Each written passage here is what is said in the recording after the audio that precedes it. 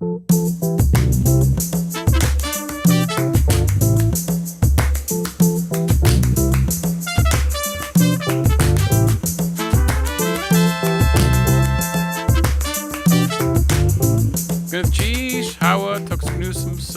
Thank you and welcome to Juneau Afternoon. I'm your host, Boston Christopher.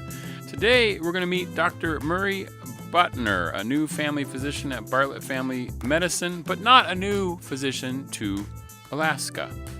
Also, we learned about Sea Week, a program for students through a partnership with NOAA and the Juneau School District with new partner for this year, UAS. And updates from the Juneau Commission on Aging. Those conversations are coming up this hour on Juneau Afternoon from your community-supported public media station, KTOO. You can also catch us on our live stream on KTOO's YouTube, Facebook, and Instagram pages.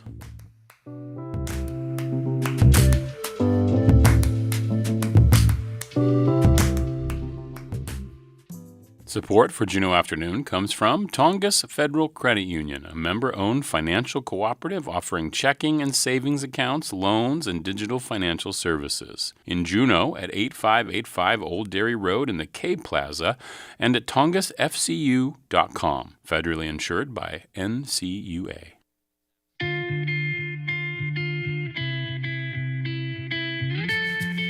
You are listening to community-supported Juneau Afternoon on KTOO, 104.3 Juneau, 91.7 Juneau Auk Bay, and online at ktoo.org. I'm Boston Christopher. Bartlett Family Medicine is a primary care clinic located in the Mendenhall Valley and is owned and operated by Bartlett Regional Hospital. It was formerly known, you may have remembered, as Family Practice Physicians. Dr. Murray Buttner, with over 30 years of experience, joins the team and was recently at the Ethel Lund Medical Center. Gwyneth Cheesh. Hello, Boston. Thanks for having me on. Of course. Happy to have you here. Thank you so much. Wasiti, how are you today? Good, thanks. I'm getting a little sun breaking through down here. It's nice. Thank you for taking some time from your patients. I know this is prime time. Physician time. So you have just joined the Bartlett Family Practice like a couple months ago. Yep. Very end of March. So it's been very end of March. Okay. Settling in out there. But you have a long history in Alaska. It's getting longer. Yeah, that's that whole age thing. Yeah, I first came up here in '97. I was down in Klawock. First time I came to Alaska, and the first job I had in Alaska was down in Klawock, and I definitely quickly fell in love with the region, which I think is a lot of our stories. Pretty much. That is the story, especially because I think you're originally from the East Coast. You're a New Englander. Yeah, it's a crazy story because I spent the first 30 years in New England, and I went to medical school in New York City and then started a residency in New York City and honestly thought I was going to stay in the city the rest of my life. And I kid you not, 2 years later, I was living on a float house in Klawock, 2 miles north of the town, kayaking or taking a little skiff to work every day. It was a major culture shock, but I loved it, and I have not moved back to New York. Were you when you were growing up in New England? Were you suburbs? Serious I was going to say, were you like an outside kind of a guy? Not nearly. My wife's Alaskan. No, not by any standard she would recognize. No, very Connecticut suburbs, outdoors. So what got you to Klawock in the first place? Was it a job opportunity? Yeah, I was down in New Mexico. I worked for a small Indian Health Service hospital outside of Albuquerque, and every single person there, pretty much, especially the people I hung out with, were in the dental department, but everyone there, during our breaks or whatever, all they would talk about was their years working in Alaska, working in Bethel, working in whatever. And so having heard that enthusiasm, when the job ended in New Mexico, there was an opportunity to come work in Alaska. And they flew up to Ketchikan, and believe it or not, it wasn't raining. And then I got on my first flow plane and went over to Klawock. And I will say, when the plane was coming down, I looked out the window and I was like, oh, no, this is too small. There's no way. But then after I stayed the weekend, I was like, yeah, no, I think I can do this. And And here you are. Yeah. Now, you've been to other places around Alaska as well. You've been in other, I Yep, think Dutch Harbor, yeah? Yep, we were here for 3 years. We got married here. This is back in 2003 during the Folk Festival. We got married here. And then we headed off on a sailboat. The boat, as many do, broke down. We ended up in Cordova for 4 years. And then did some years back on the East Coast after that, then came back to Alaska and ended up out in Dutch Harbor for 4 years, which was very memorable, very magic. And then this opportunity came to come back to Juneau, and we grabbed it. Yeah, absolutely. Well, it's great to have you back. So I guess one thing I want to understand is I know that people may remember the practice as family practice physicians. They merged with Bartlett a couple years ago, and they created Bartlett Family Medicine. But when people hear Bartlett, they usually think of the hospital immediately. Right. So can you just tell us a little bit about what the difference is? Because you're not even really located No, there. we're the satellite. We're way out there. It is pretty funny. I don't know a ton of the history. I know that Bartlett now has two, well, they've gotten a little bit into having physician practices. Some of them are specialty. There's Bartlett Orthopedics. I'm sure I'm going to leave some out, but there's Bartlett Orthopedics. The pediatric practice, which just joins Bartlett quite recently, that's Amy Dressel's Glacier Pediatrics down near the high school. Okay. And that's just been a couple months that they've been under the Bartlett umbrella. And I think it was September of last year, family medicine out near DMV, out towards Auk Bay where I am, that became part of Bartlett. So Bartlett's now got some practices, and I think that's, I know, and again, I'm probably missing some, but that's... Well, you've only been there 2 months. Yes. They haven't given you the full exam yet about the history and everything like that. But you have like, there's, how many of you are at the family practice? Well, I think we have 5 or 6 doctors and 1 nurse practitioner. Most of my partners have been there quite a long time, but going way back at the same practice, same building. And then there's myself and Emily Boss have started there more recently. We're both family physicians. Yeah. And then Jess Young is a OBGYN who comes down and does women's health for a week every month. Yeah, Jess was on the show last year at some point when she started doing that, which was very cool. Her husband is an eye doctor. Oh, wow. Who comes down also for much needed services that we don't otherwise have here. I think he injects eyes. Oh, he does and the stuff that people would otherwise have to fly out for. Okay. So that's really nice that they're both coming down. And I think from what I gather, they really love coming down here. I can see Fairbanks, Juneau being a kind of a nice balance. That would be a good balance. Yeah, absolutely. So your primary work at Bartlett Family will be as a like a family doctor. Yep, outpatient family medicine, and as most family medicine is skewed to adult medicine, we definitely take care of kids, but it's it's fun taking care of kids. But just the way it goes, unless you're delivering babies, your practice tends to age with you, and it turns mostly into adult medicine and geriatrics. Right. And how did you decide that as the sort of primary field for yourself over time? I'm an extrovert and kind of a generalist. I like a little bit. I like knowing about a lot, or how's that go? A little about a lot of things. Yeah, sure. And it was pretty obvious early in med school that I wanted to keep my hand in as many things as possible. Were you like, there's neuros, but then there's also, ortho, then there's also, and then you just kind of said, well, maybe I'll just do the general practice thing. Yes, to some degree, yes. Yeah. Part of it was in New York City there isn't much anymore, and I thought I was staying in New York City. There isn't much general practice anymore. It's so specialized. Oh, really? If your shoulder was bothering you in New York City, you would see an orthopedist and probably have an MRI as your first thing. Like there is no right. general There's no going to the doctor and going, hey, what do I do? And exactly. they're like, take some ibuprofen. Exactly. And some people would say that's good. Some people would say it's bad. Yeah. But it's fun taking care of it. It's really fun. I think one thing. Well, this is probably true of any specialty, but in family medicine, you really do get to know families, and you do get to know people. Right. And if you're lucky and you stay in the same place for a long time, you really get to know people and their families and their stories. And probably that is probably the most important thing I would say is, what I fell in love with in Kilowog, and what brings us back is rural Alaska. You have this opportunity to, instead of being part of a big business, you are taking care of a little community, and it actually goes both ways. Like, you're taking care of the community, but they're looking out for you. They're looking out for your family. They're asking you about your kids.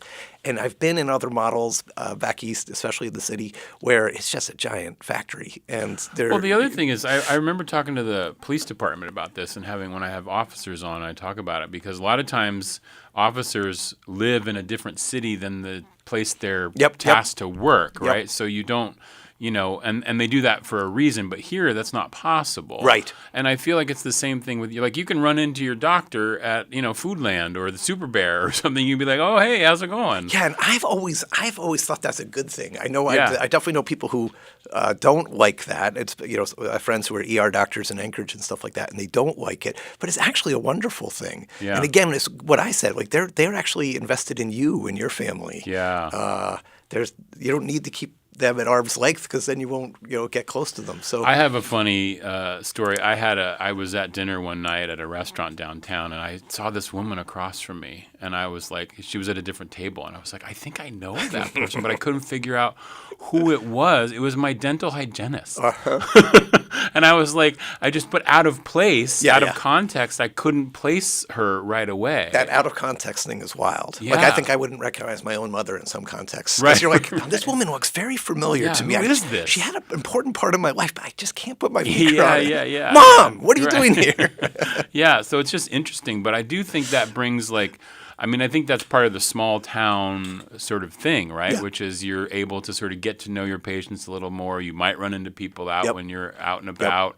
And the long-term care that you're talking about, that you get to see people over, many, many years. Are people now remembering when you were here before and coming back to you? Yeah, I've got a little bit of that. That's been fun. It has been also maybe more coworkers than former patients. But yeah, it really is really fun when people remember you and when you remember them. It's super fun. Absolutely. I've been reminiscing. Well, you and I talked a little bit about Dutch Harbor, and I just ran into I've ran into two people this week who we remembered each other from Dutch Harbor, or it's just neat. Yeah. That's I guess that small Alaska thing that everyone always talks about. Yeah, it's great. It's a nice little small world. Sometimes you don't want to be seen when you're out and about, but then other times it's not a big deal.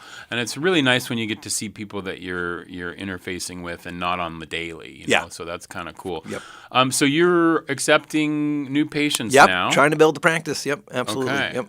And you're thinking you're going to be in Juneau for a while? No, we are done. We hope we are done moving. We're almost at the empty nest. Our son's finishing up high school next year, and Jen and I really love being here. And what does your wife do? She is a midwife, but doesn't deliver babies anymore. She works for the state of Alaska Department of Public Health Women and Maternal Child Health Program. Okay. It's a lot of education and grant management, program management, doula programs, breastfeeding programs, maternal mortality, a lot of really important stuff. So don't go to her for baby delivery. Go to her for programs. But definitely if you were in a pinch and there was a baby delivery. Actually, the way I always talk about it, there is no one better, this is true, man, no one better in an emergency than a midwife. Oh, really? Because their whole thing is staying calm when everyone else is losing it, and what's the other part of my joke? Getting out of a tight situation. There's no one better than a midwife. Right. That's funny. It's a great skill set. And so you're taking new patients, and I know that you go to bartletthospital.org and you search on their primary care tab under services, and you'll see all the list of doctors out there at Bartlett Family Medicine, including Jess Young, who we were mentioning, and a few other folks. And there's another thing that I wanted to bring up with you, which is that this note that I have here about being a certified medical examiner for commercial motor vehicle drivers. Yeah. So what is that? Yeah, well, I did a lot of this out in Dutch Harbor. There are people who drive commercially, big buses, big trucks, other things. They need to have a CDL. And the CDL, they have to have a physical either every year or every other year. And sometimes it can be hard to get those done. Depending, right? And so in Juneau, there's not a huge number of people doing them, and we have a fair number of people who need them, and we do them out there. So we wanted to get that out there and let people know. Oh, sure. Because, we have everybody driving all the tour buses and stuff like that, so that's kind of cool. Last year, I was walking near the Salmon Bake, and there were these two full buses for the Salmon Bake, and one was coming out of that little driveway, and one was going in, and the two drivers, one had to back up, and the other one, and they did it so fast, so professionally. It was like someone driving a forklift or something. And I looked up, and I don't think either of them were 18. Like they were two young people who have learned how to boss a commercial bus around. There you go. That's pretty cool. It was awesome. So before I let you go, Murray, what would be one tip for my general health that you might give us today? Try to be as active as you can. Get outside, get some sun. I know sun is a challenge here, but I think that getting outdoors. We, as you know, Boston, I'm not picking on you, but we spend most of our lives looking at a screen 18 inches away from us, and that's not what we evolved to do. We need that vitamin D for sure. And just moving our bodies. And getting moving. Yeah. Okay, so get moving, everybody. And you can call the clinic 907-789-2910. And you'll get Shirley, who's been there for a long, long time. Awesome. And you can schedule an appointment with Dr. Buttner, who is now taking new patients. Welcome back to Juneau. We really appreciate you being in our town. Thanks for having me down in Boston. It's fun to be in here. Yeah, absolutely. Come back anytime. This is Juneau Afternoon on KTOO. We're going to take a listen to this week's Our Living Lands from Native Voice One. Across the country, climate change has increased the destructive potential of wildfires. That's why the Washoe Tribe of Nevada and California is working to reintroduce intentional cultural fire meant to restore forest health and reduce explosive fires. In this encore episode, the Mountain West News Bureau's Caleb Radel has more. It's a sun-splashed afternoon in a forest near South Lake Tahoe, where large fir and pine trees stretch into the clear blue sky. Here, there are dozens of tribal members eager to learn about cultural burning. But first, they have to learn how to control and put out fires. That's why a group is huddled around a heavy-duty water pump, with two thick fire hoses connected to it. One is in a tub of water, the size of an above-ground pool, and the other is unraveled a few dozen yards away. Jeremy Miles Placencia is with the U.S. Forest Service and leading the demonstration. We have everything connected. We have our discharge hose. Now we can set up the fuel line. And then he revs up the water pump. Water pushes through the extended hose like a snake coming to life. Now participants can practice spraying pressurized water as if they were putting out a fire. One person soaking up that knowledge is 30-year-old Kyle Tabor Cooper. He's a member of the Nooksack tribe in Washington state, but lives in northern Nevada and is engaged to a member of the Washoe tribe. I've met a lot of people that have inspired me to get into this training and just show me a different kind of way, with cultural intentional fire. Cultural fires are restorative, not destructive. They're typically done on a smaller scale to take care of traditional medicine plants or other cultural resources that rely on fire. So, for example, the Washoe tribe, our first two burns were burning a willow patch. That's Rihanna Jones, the director of the Washoe tribe's Environmental Protection Department. Washoes are famous for their baskets, making beautiful baskets. So when you burn the willows, they grow back better, straighter, with less secondary nodes. But the Washoe tribe wasn't allowed to burn for more than a century. That's because of longtime colonial federal policies that prioritize suppression or putting out fires as soon as they start. Jones says that has hurt tribes and the health of many forests. Fire suppression is like indigenous culture and indigenous people suppression as well. They were not interested in, I think, learning from indigenous people. But that has started to change over the last decade. Now, many federal fire officials say decades of keeping fire off the land caused a buildup of highly flammable dead trees and brush, turning many forests into a tinderbox. And rising temperatures and drier conditions are adding even more fuel. A 2021 study led by UCLA found that climate change has been the main driver of the increase of fire weather in the West. Climate change has had a huge effect with respect to drought, increase of pests and pathogens, and then increase of wildfire. So we're having these catastrophic, huge wildfires coming through that we can't keep up with. Global nonprofit The Nature Conservancy has worked with tribes to help restore that balance. The group brings together trained burn bosses and indigenous fire practitioners to work and learn side by side. Brandon Cobb is Cherokee and a program manager with the conservation group, which was here at this training. A lot of what we're doing here is trying to return to that different style of fire that allows us to actually promote our ecosystems, promote our cultures. He says that's why it's important that younger generations become educated and trained on stewarding their homelands. As indigenous people, it took almost 500 years to nearly eradicate us. And in order to rebuild to what we once were, it will take at least 500 years. Back near the water pump, Tabor Cooper is motivated to be a part of that change. I feel like there's a lot of purpose in this kind of line of work. Through this hands-on training, Tabor Cooper gained qualifications to fight fires with federal and state agencies and the Washoe tribe, and work on cultural burns with tribal members. He's already gotten a taste of what it's like. He recently observed a cultural burn in a meadow to restore medicinal plants like elderberries, an experience that inspired him even more. The possibilities and the opportunity and what the future holds seems so much brighter. Introducing a relationship with fire that isn't just bad. Tabor Cooper says he's excited to carve out a career in fire and pass that knowledge down to future generations. For the Mountain West News Bureau, I'm Caleb Radel. Tune in next week for more stories about how climate change affects tribal communities. I'm Jill Freitas for Our Living Lands, a collaboration of Kiwanis Broadcast Corporation, Native Public Media, and the Mountain West News Bureau. Native Voice One, the Native American Radio Network.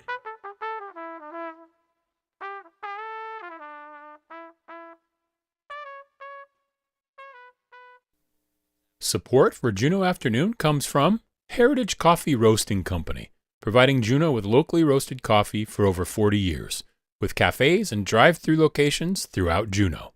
More at heritagecoffee.com.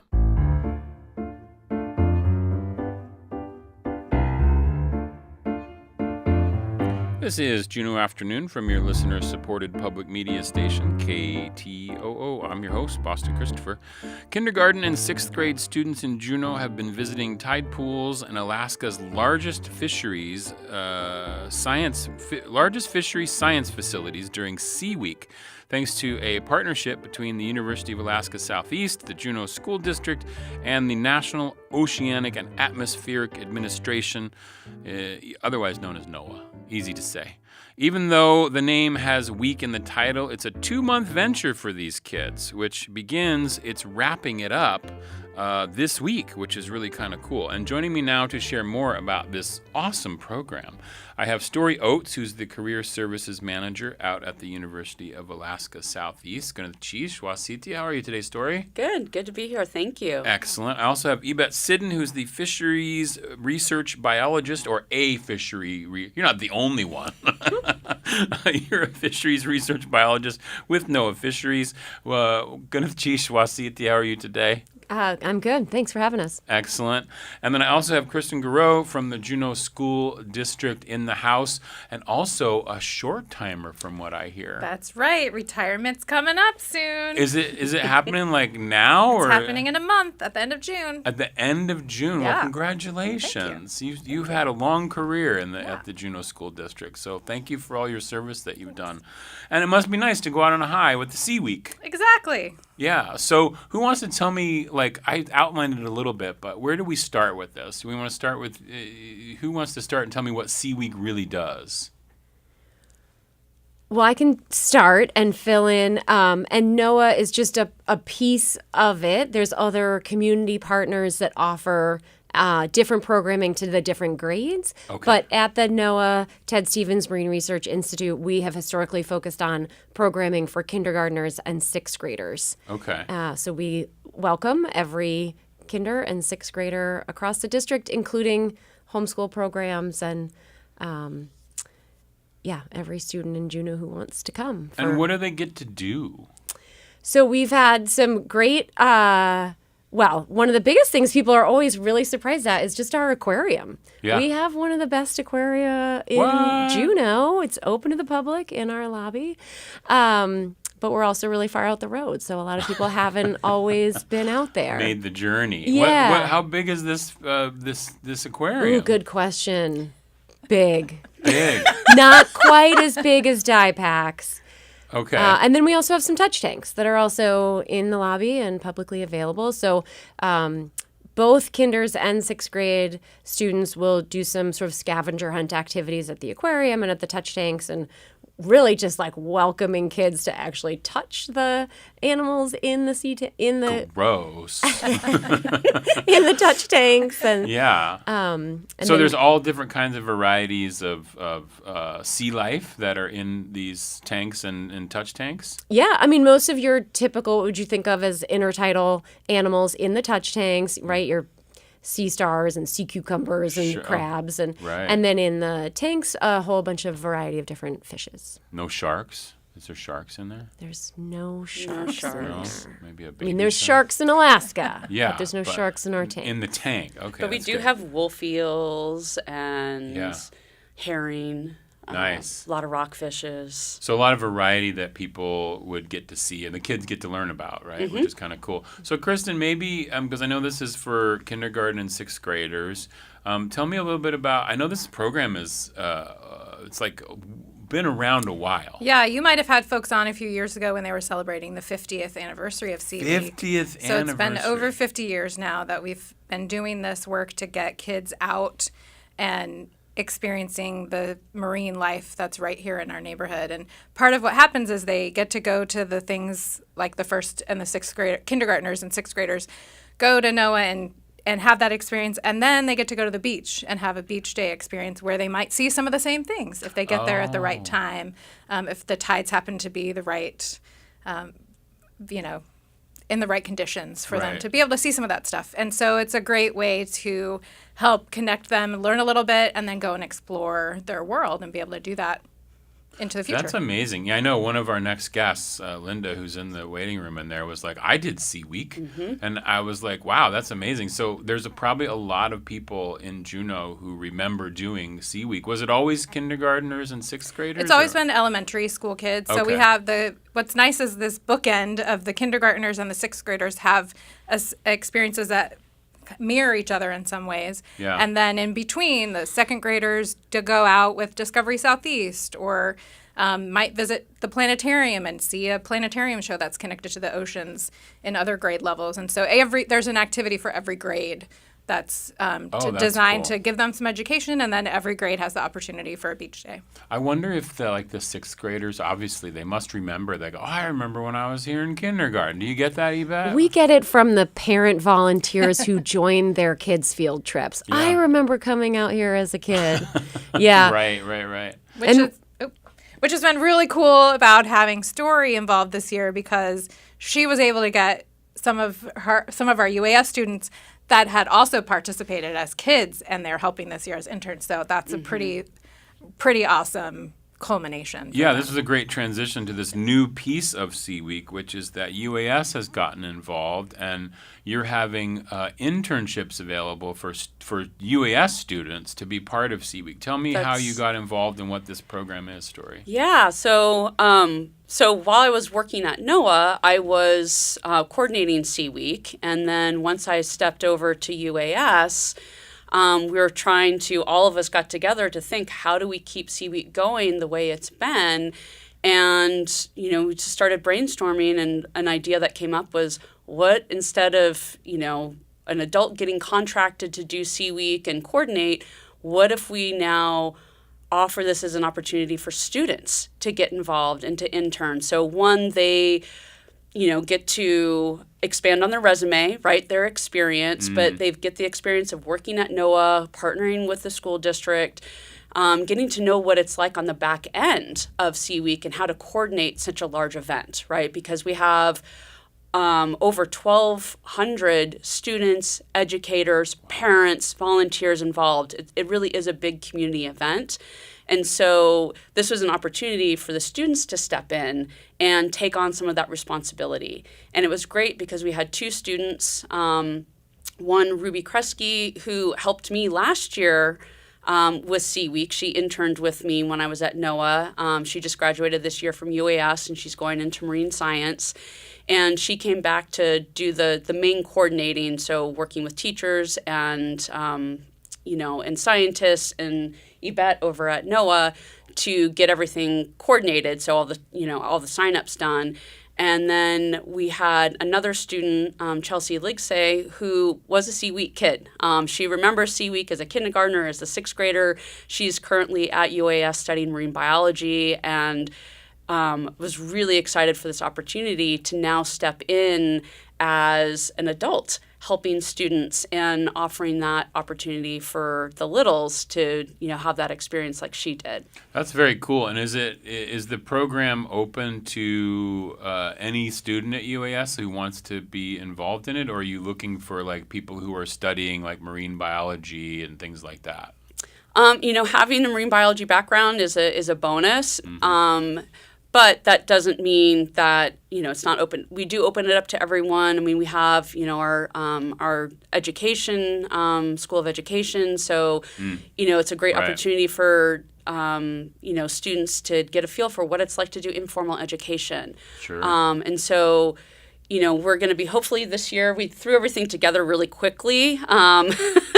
This year, hopefully next year, we're going to have a little bit more time to do more outreach and have applications that are open up a little longer, so we can get that out to folks. But so you feel like it was a success, and you want to continue to have the interns as part of this? Very much so. Yeah. And the great thing is that when we opened it up to UAS, we had not our the students that were coordinating, but we are also opening that up to students, from any discipline to come and volunteer. So they got experience to come out to NOAA and volunteer.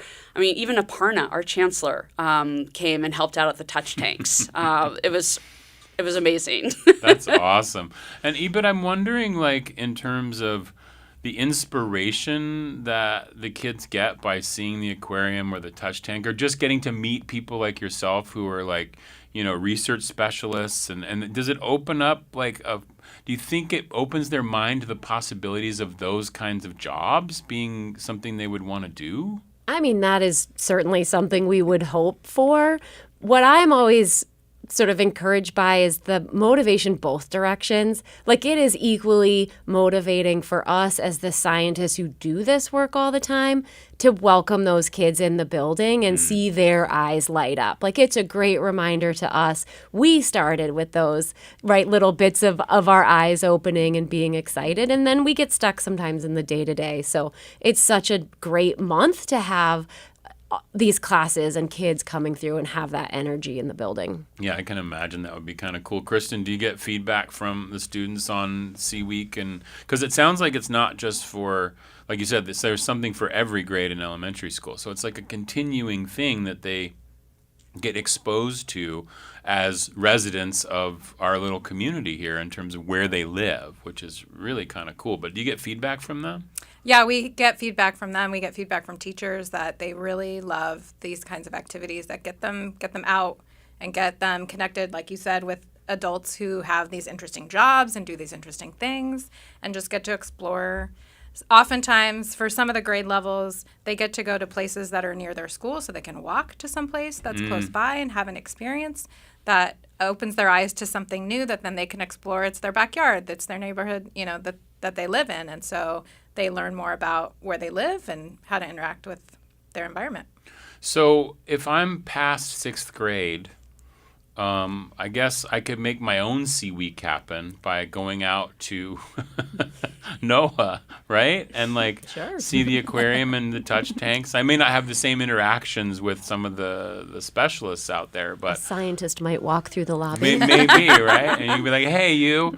But I think it's so great because, as you were saying, Ebet, I think it's really fun when you see that light in the child's eyes of sort of exploration, discovery, and that sometimes in our adult bitter lives, the day-to-day kind of, gets to us. But then you remember, oh, yeah, there is something exciting about this work that we do, and also the place where we live and exposing the kids to that. I think that's just really cool. And we have middle school kids who still do beach days and go out and explore and build on those skills with their science teachers in middle school. And then at the high school level, we have students who take marine biology classes and build on those as well. So it doesn't end in 6th grade. It continues, just in a slightly different format. Right, absolutely. And for you, Story, I'm just curious, was the evolution of this intern program, was it to, have students kind of see that this kind of work is possible for them in terms of, like you were talking about, early education, or, I love the idea of like somebody who's maybe studying a little bit of science but also wants to be a teacher, like, they could mash those two things together a little bit. Absolutely. I mean, also think about science communication. How do you effectively communicate the research that you're doing? I mean, I know I got a crash course when I started teaching high school. Right. So it's, and we've had high school students that have interned at NOAA and have helped with Sea Week and other, other events during the summer. And, to have those students, even as high school students, work with the younger students and have that peer-to-peer interaction, it's really important to have that representation. And so when, a kindergartner sees, a high schooler, they can think, wow, I can do that. Look at them. They're young, and I could be that one day, right? Right. And so that's really powerful to have that opportunity, and especially to have that for all of our elementary school students, whether they're going to the wetlands, whether they're going to DIPAC, whether they're going to NOAA, or just out on the beach spending the whole day exploring, roasting hot dogs, on the fire. That sticks with you. Yeah. But yeah, so I think it's great for the students to see, like, this could be an opportunity for me to do this as a job. And it's also just a great way of giving back to the community. Yeah, absolutely. So over the course of, is it about 2 months or 6 weeks or something? Do you cycle through all of the different, is it one small group going each week, or is it a couple groups a week? How does that work in terms of the getting out there to NOAA and stuff and the beach days? I'll speak to the NOAA side. That is the first 4 weeks. Okay.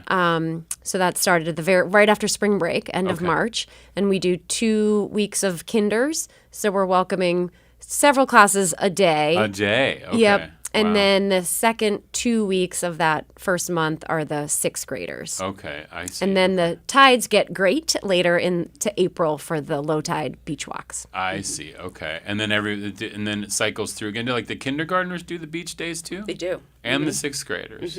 Oh, that's so fun! What a cool program. And this year it just so happened that some of the best beach days were this week, the last week of school. So, which is kind of nice because there's often kids do go to the beach at the last week of school, and so this was a nice way to have it be a really awesome day to explore that intertidal zone. Yeah, that's awesome. And Kristen, just as we wrap up here, like, there's no sign up for this. This is just something that happens, right? You don't have to specifically sign your kid up for Sea Week, or do you? The teachers sign up for times that work for them. We provide them a schedule, and then they can sign up for the times that work for them. But the great thing about all the Sea Week activities is they're structured in a way to help the teacher who maybe has less familiarity and background in marine science, and the teacher who has been doing it for a long time and has a lot of experience. So it doesn't matter who your teacher is, you're going to go out and have a great experience at any of those grade level outings and have the chance to learn no matter what class you're in. That's very cool. And is there best place for me to learn more about these things, like in terms of websites? I know there's the NOAA site you can go to, right? NOAA.gov. Is that the main page? There's probably one for the Alaska Fisheries Science Center, which is what the Ock Bay Labs is part of, right, under NOAA right. Fisheries. Okay. And then for UAS? I think right now, to get more information just about Sea Week, I know Peggy Cohen had a really great blog out there, 50 Years of Sea Week, you can Google. I also, while I was at NOAA, had done an education blog. It's called Currents and Connections. And I did a couple of blog posts about Sea Week and the different activities that were, available for students in Juneau. So you can learn a little bit there. Yeah, absolutely. Okay. Yeah, but I'm hopeful that we can actually get something on the UAS website soon. I'm working on that this summer. Yeah, that's cool. And because it's all integrated into the curriculum, and I think it's really cool that there's probably parents and maybe even getting to the point where we're having grandparents who were part of that, and then now they're seeing their kids going through the cool. I mean, that's just awesome. It's pretty amazing, really, to know that it's been going on for that long. Yeah, that's really cool. Well, thank you so much for telling us about Sea Week and highlighting it for us, Kristen, Story, and Ebet. Thank you so much for coming on Juneau Afternoon. I really appreciate it. Thanks for having us. Thank you. This is Juneau Afternoon on KTOO. We'll be right back with the Juneau Commission on Aging. I'm Dr. Anthony Lazarowitz, and this is Climate Connections. You would not let a child smoke a cigarette, but many kids, including some in the U.S., work on farms picking tobacco for those cigarettes. And as a result, they can suffer from green tobacco sickness, a kind of nicotine poisoning. When people pick raw tobacco for hours on end, they can absorb an immense amount of nicotine through their skin, causing symptoms like vomiting and cramps. This is especially dangerous for children, because they're still developing. Louis Ziska, a Columbia University health researcher, says climate change could increase the risk of green tobacco sickness. In a recent study, he found that some tobacco-growing regions in Brazil, India, China, and the U.S. could get hotter, wetter, or both as the climate changes. Nicotine is water-soluble, so it's absorbed more easily when tobacco leaves or people's skin are wet with rain or sweat. And sweating can also boost nicotine absorption by increasing blood flow near the skin. That suggests that the current risk that's posed to tobacco workers will be intensified by climate change. So Ziska hopes this growing danger leads to policies that keep children out of tobacco fields. Climate Connections is produced by the Yale Center for Environmental Communication. To learn more about climate change, visit climateconnections.org. Hanson Gress, Ka eat with the shuyi, where Kashuk ayitin. Jin kat ka ke jin tak anakaya haanikak, gunilchish. Support for Juneau Afternoon comes from Emil Mackey at Country Financial, offering insurance for home, auto, and business, and life insurance to protect your family in case of death. Located in the Juneau Nugget Mall. More information can be found online or by calling 907-500-7017.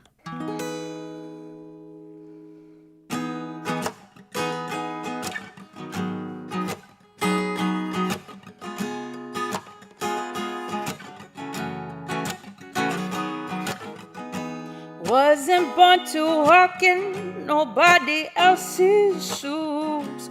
Wasn't put here to live a life that I didn't choose. I refuse to shrink to fit all your expectations, and I refuse to accept all your limitations. And I may not be for everybody, but you can be sure that I know my worth. I've been told that I'm a creature of disbelief. Stole a few hearts, but does that make me a lifelong thief? I walk tall 'cause of all them that paved the way. And if you were smart, you would listen to what I got to say. Well, I learned this lesson a long time ago. There are people out there who don't know. I was put on this earth to shine bright and proud. When I leave this life, my star gonna shine bright and loud. You can knock me down, but I'ma make you see. I wasn't made for you, honey. I was made for me. That right there is a little witty young man live from the red carpet stage here in Studio 2K at KTOO. That's her song, Creature of Disbelief. Really good tune. You're listening to Juneau Afternoon. I'm your host, Boston Christopher, and joining me now in the studio for our recurring segment from the Juneau Commission on Aging, I welcome Deborah Craig and Linda Kruger. How are you today, Deborah? I'm wonderful. Thank you so much for having us. Excellent. And Linda, I'm you? great too. Thank you. Excellent. Yeah. Cool. So I was just telling you during the break, I went to AARP, had an awesome screening, which was free You didn't even have to be necessarily an ARP member, but anybody could sign up. But it was really cool. We got to see Devil Wears Prada, I think it was a week or so ago. Yeah. And they were telling me about this cool initiative of, that AARP has of, representation from older folks in media, right? Which I think is really cool. And then, so that was really fun. And that was like the first one of these screenings that they do them all over the country, but that was the first one here in Juneau. They've been doing them up in the Matsu for years, and I have been trying to get them to come to Juneau, and we finally were successful. Yay. And so we got one, and I've put in the word that, hey, we need more, and bring us more. So hopefully we'll be seeing more. It was full. Yeah. It was full. No, I know it's sold out. It was a really good time there. Yeah, it was a lot terrific. of fun. And That's of great. course, Meryl Streep is amazing. So, Totally amazing. Yeah, I'm totally amazing. So how's it going? What's going on? Where are we starting today? We're starting with Deb. Well, we are starting with Older Americans Month. Okay. May is Older Americans Month, and on Monday night, I was thrilled to be at the Assembly meeting with Mayor Beth Weldon and the rest of the Assembly, where they issued a proclamation to us. Awesome. If I may read it. Yes, please. Whereas seniors represent 30% of the residents of the city and borough of Juneau and are a growing demographic dedicated to supporting our vibrant community. And whereas seniors contribute to the strength and viability of our community through their wealth of life experience and wisdom, personal volunteerism, dedication to family, and economic contributions, and whereas seniors contribute to making Juneau an age-friendly place, making our community more livable and desirable for people of all ages through intergenerational relationships, community service, civic engagement, and many other activities. And whereas communities benefit when people of all ages, abilities, and backgrounds can participate and live independently, and whereas the city and borough of Juneau honors the contributions of seniors during Older Americans Month and the entire year while supporting this year's theme, Champion Your Health, which focuses on prevention, wellness, and personal responsibility as cornerstones of healthy aging. And Mayor Beth Weldon, Mayor of the City and Borough of Juneau, Alaska, and the City and Borough Assembly issued this proclamation designating May 2026 as Older Americans Month. And it was really fun at the Assembly meeting because they invited everybody over 65 to come up. And first, I was the only person that jumped up and ran to the front. I was like, yes, it's Juneau Commission on Aging and AARP. Yeah. And then everybody started filtering up. It was really surprising how many people came to the front of the stage and wanted to participate in acknowledging their value to the community. That's so fantastic. Congratulations on that. And I love the theme, Champion Your Health. We just had Dr. Murray Buttner on from Bartlett Family Medicine. Good. And I asked him one piece of advice, and he said, get moving. Yes. Get moving, get your Yes. vitamin D, get your body moving. And you guys have mentioned that many times on the show. Many Get times. out there, take a walk. And you have activities a lot of the times designed for folks to get together to do it, in the same place at the same time. And Linda's going to talk about, AARP does so many great things, not just the movie situation, but they did a fraud event recently. Oh, where, right. And I participated in that. It was amazing. An FBI agent came to town and talked about fraud, which is perpetrated on seniors a lot. A lot. And so it was great for us to get that information. And Linda's going to talk about more activities that are coming up. And, I think it's important for everybody to think about their personal health. And one of the analogies that came up, actually I stole this from Linda from an event yesterday where former Mayor Bruce Patella was being honored for all his community service as an elder statesman. But one of the things that she said was, this is like when you're on an airplane and they say, okay, if something happens, put your own mask on first and then you can help other people. So it's really critically important to consider your own health first, and make sure that you're out there. In fact, it's sunny right now. Everybody turn the radio off and get outside. No, because grab it's really your nice. radio and listen to it on your grab phone. your radio and listen to it on your phone. Pato.org/live. You can listen to it right there on your phone. So Linda's going to share a ton of activities that AARP's hosting and helping with. Okay, cool. What do we got? Are we ready? Yeah, okay. Well, let's first go. I'm going to talk about the event we had yesterday. Cool. So it's Elder Americans Month, but yesterday was Senior Recognition Day. Okay. And so we took advantage of that to have a celebration, and we celebrated Andrus Award recipient Bruce Patello, who many of the people in your audience will recognize, a dedicated volunteer in the community who's brought lots of positive community impact and inspired others to take action. The AARP Andrus Award for Community Service is AARP's most prestigious volunteer honor, recognizing individuals who share the spirit of service that was championed by AARP founder Dr. Ethel Percy Andrus by sharing their experience, talent, and skills to make a difference in the lives of those who live in their community. And each year AARP awards one award. And For so the this is a state of Alaska. Yeah. This is a statewide award that Bruce got. And so we were really excited to be able to present that to Bruce yesterday. And in addition to Bruce's award, we honored two of our longtime Juneau AARP volunteers, Sue Nielsen, who's been with AARP for 18 years here in Juneau, and Barb Potter, 16 years. And they both take part in the local health fairs in town. And at Valentine's Day, there are Cupid crew who put together flower arrangements and take them to the Pioneer Home and Wildflower Court and any kind of senior. I think we do about 12 different senior locations around town. And so they're just wonderful volunteers for us.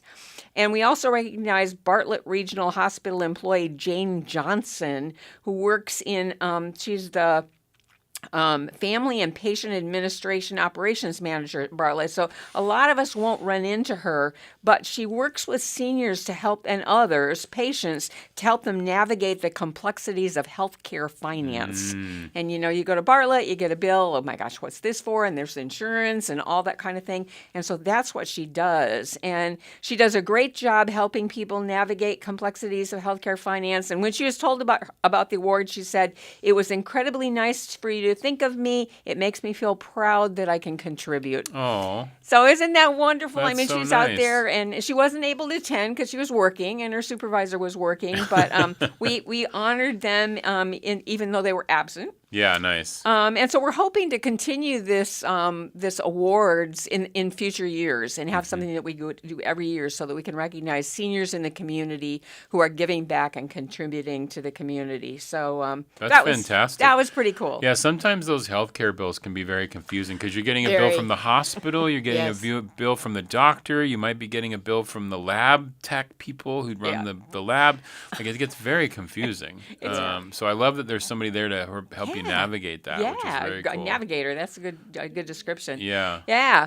So that's what we did last night. Another thing that's going on, if people aren't aware of it, CBJ has a Safe Streets for All comprehensive safety action plan that they're updating. Okay. And this is with federal DOT money, and they may have been on your show and talked about it. It's a DOT grant. And they're looking at all city and state streets, especially the Lemon Creek area, for safety issues. And they're looking at accidents, conditions, trends, injuries, and all kinds of other data.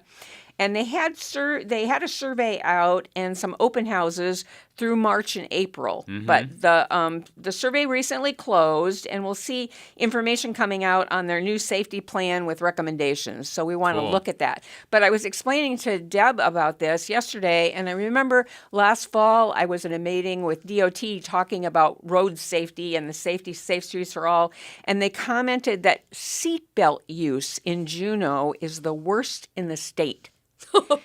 I know. Isn't and that we were an like, amazing data we don't point? even think about we just automatically put on our seatbelt when we get in the car. Well, I guess a number of Juneau people don't. So we wanted to put a word out there to folks, hey, let's buckle up, Click people. it or ticket. This is a real easy thing to do, and it's for your benefit. So Well, just and Yeah, we it's not talked even a little something you bit think about about anymore. that. Might be a small town thing. I'm just Maybe. going to pop across the bridge and go I'm to just going to the Foodland. store, I'm just yeah. going to the store, so Yeah. it's no big Yeah, deal. no. But I think this was really important because because personal safety is part of being healthy Yeah. as you age, and so doing all these safety-related things And is you important. may be the safest driver on the world, but look at all these other people out there and what's going on. As my grandmother used to tell me, it's not you I'm worried about. That's right. Right. It's the other people. Exactly. That's Yeah, exactly so, right. Yeah, protect That's yourselves exactly for right. sure. All Okay, right. cool. What else we got? One more thing. We have between now and the time we talk to you next, we have a walk to the library that we're doing with Parks and Rec, and this time it's a walk to the University of Alaska Southeast Library. So this is a new one. This is Okay. an add-on, and so we'll start at the Back Loop Trailhead off Goat Hill. It's on Wednesday, June 17th, and we'll start at the trailhead at 10 o'clock and walk to the library, the University of Alaska Library, and have some snacks and look at some books and talk and visit and walk back to our cars at the trailhead. Oh, that's very cool. So you're going sort of on that. Yeah, you're going On on that the side of the lake. non-Egans. Yeah, Yeah. that's really Might be cool. downhill. Yeah, Yeah. beautiful Yeah. walk for that. So that's what we're doing. And that is, what day is that again? It's Linda? on June 17th. It's June a 17th. Wednesday. Wednesday at 10 a.m. At 10 a.m. Okay. Yep, at that Goat Hill trailhead for the back loop. And is that online somewhere if people wanted to find it? It's on posters all around town, and it's online at Parks and Rec. And if you're on the Parks and Rec Facebook page, it's posted there. And Okay. I can send you a poster. Okay, great. Yeah, Yeah. I just want to make sure that people have a chance to see it or find it online somewhere. If you send me a poster, I can attach Definitely. it to the Yeah, the webpage poster for has this. all of the 4 walks to the library. And so this is And I have the CBJ June on one. tomorrow, so maybe they'll mention it again. I'm There you tomorrow. go. That'd They be probably great. will. The Parks and Recs are coming Absolutely. on. They'll Yeah. mention it for sure. And the other transportation-related thing that we've been working on, because the Juneau Commission on Aging has several priorities: housing, wellness and health, transportation. We've been working with the Capital Transit with regards to Capital Access, which is the service for seniors to be able to get to appointments, get to do some shopping, etc. And we know that it's been a little bit clunky as a startup because they have a new contractor. And we've been working closely with the CBJ, who's really, really receptive to people calling Capital Transit and saying, this was my experience. Did this work? If it worked well or if it didn't work well, call in and let them know, because they're trying to track that information now to ensure that those services are being made available to people as contracted. Cool. So, That's yeah. great. And you can find the contact for that on our website, Juneau Commission on Aging, at the bottom of the page. The top of the page is still focused on housing right now because that continues to be another one of our priorities. And that page will list some of the kinds of things that you can do in your home to make it more age-friendly. And then if you pop down to the bottom of the page, you can look at some of the transportation information. Yeah, you just put Juneau Commission on Aging in your favorite search engine. You'll find the page right away. And there's everything we've talked about here and more is available there. And much more. Yeah, there's lots of resources on that page. Just really quick before we have to go, I'm just curious, what are you all up to this summer, Deb? What are you going to be doing this summer?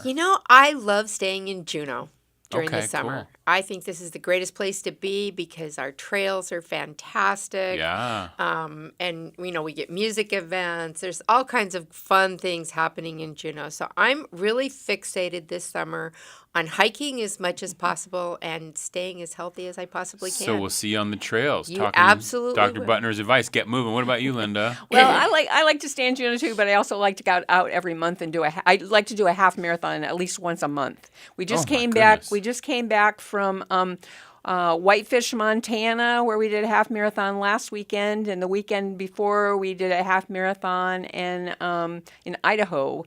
And wow. Sandpoint, Idaho. So 2 weeks from now, we'll be doing one down in Everett. We'll close out the month with Everett, Washington, and then in June it's Anchorage, and so every month at least once or twice we go someplace and do a half marathon, and that's how I keep busy. That's awesome. Well, Yeah. thank you so much for coming on the show today. We'll see you in about a month or so. We'll be Sounds back. great. We'll be back in Appreciate a it. month. This Thank is- you so much, Boston. You got it. This is Juneau Afternoon on KTO.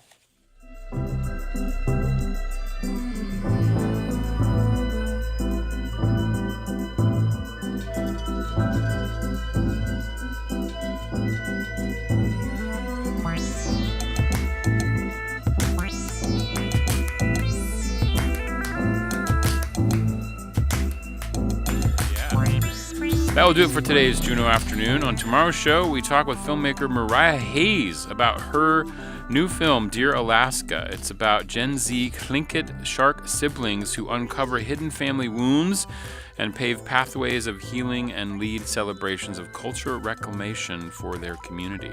Plus, One Eye Open plays some Metallica this Saturday at Tracy's Crab Shack 2, which will be open this summer, and updates from the CBJ Parks and Recreation Department. We'll talk with all of them tomorrow on Juneau Afternoon, which airs Wednesday through Friday at 3 p.m. right here on KTOO Juneau 104.3 and KAUK Juneau Akbay 91.7. You can find the show online at kto.org/Juneau Afternoon. I'm Boston Christopher, producer and host of the program, with help today from Aaron Tripp. Gwyneth Cheesh, have a fantastic Thursday.